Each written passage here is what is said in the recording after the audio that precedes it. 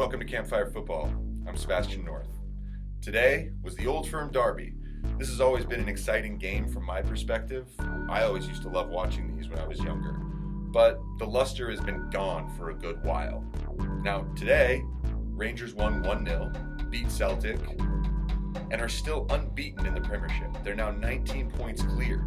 Celtic do have 3 games in hand, so I'm not prepared to totally crown Rangers yet, but the way they're going and the way Gerrard has this team moving forward at a relentless pace, it's hard to see them throwing it away at this point. On top of that, they were flying in Europe. They won their Europa League group, so this is a club that is absolutely prepped and ready to win things. Now, if you don't know much about the Scottish Premiership, you might think, well, it happens. Celtic probably win for a few years, and then Rangers probably win for a few years, and now Rangers are taking their turn. Well, you're absolutely right. That is essentially the status quo historically in Scottish football. But for the last 10 years, not a bit of it. First of all, the important thing to understand here is the Old Firm is a derby and a rivalry, and an important one because these two teams need each other.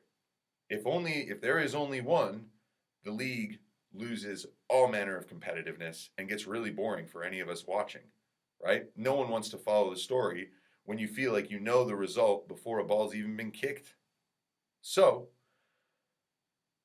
the Old Firm was started as a term, really the first few times they played. From my research on Wikipedia, it seems that a term was used saying these Old Firm friends are meeting together, and over time, that moniker got used in advertising and everything. Now, the reason why is because this was a cultural and community event for the city of Glasgow. It generates money, it increases excitement, and if there's a competitive edge to it, it creates a rivalry, and a healthy one for the future. These two teams have made each other better over and over and over again. From time to time, one will win 3, 4, 5 consecutive titles, and the other will roar back and do the same thing and create a dynasty. Now, you may hope and wish for a third team to come into the party at some point. But let's not get too choosy, especially after what happened over the last 10 years. You see, in 2008 and 2009 was the beginning of a really nice stretch for Rangers. They won 3 titles in a row. They made it to Europa League final, which was the UEFA Cup back then. They won 2 Scottish League Cups and a Scottish Cup.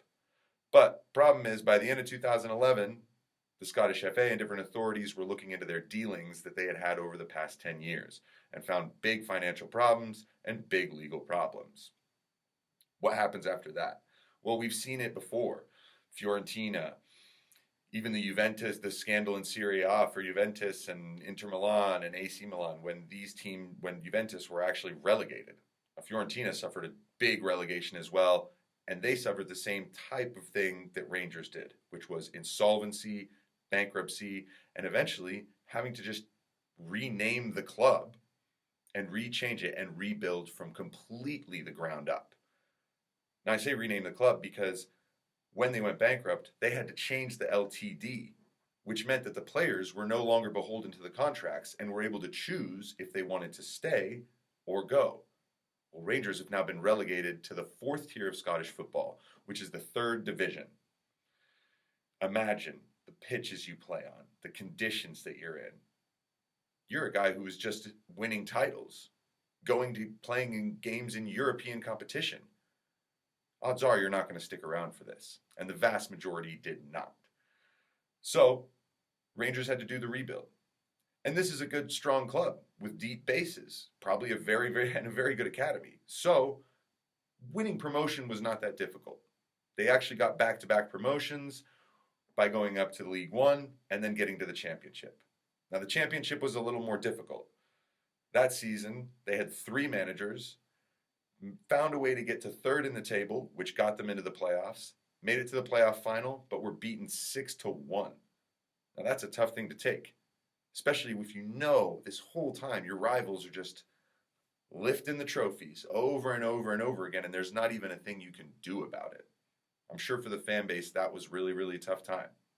Now, 2014-2015 season, that's when they just missed out. 2015, 2016, Rangers came back, roared through, won the championship, and got themselves back into the Premiership. But if you think that they were all of a sudden competing with Celtic for the title just because everyone else isn't that good, you're wrong. This team wasn't built to really, really win in the Premiership. And they also weren't built to win enough games that you have to overhaul a team like Celtic, who had a 10-year dynasty going. So, it takes them a few years. They finally get Steven Gerrard in. And right when he came in, some of the interviews I saw where he criticized the players after games where they didn't play very well, or games where they really started, where he didn't feel the commitment was there.